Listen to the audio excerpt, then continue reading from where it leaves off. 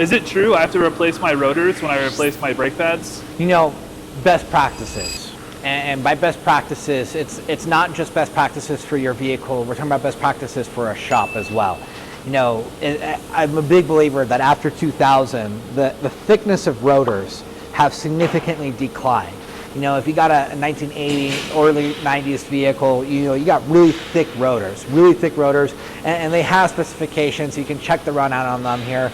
But it is something here where the more you machine it and the thinner you make that rotor, the more the warpage, the ability for it to get hot, for it to create grooves, to have that sensation when you're pressing on the brake pedal and you're getting that vibration significantly increases, especially if you do not take care of your rotors, whether that's replacement or machining.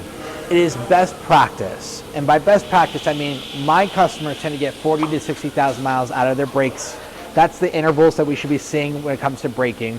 Now granted, driving habits are going to create different habits behind it, but with a new pad and a new rotor, you'll be set for much more long-term and go way more longevity. Let's say you go new pad and you machine the rotor, you're probably going to get, in reality, 30 to 40,000 miles because it's way too thin of metal, it's more receptacle to be able to get warped again, and it's going to get grooves way more sooner just because, again, that metal is just not as thick as what it used to be.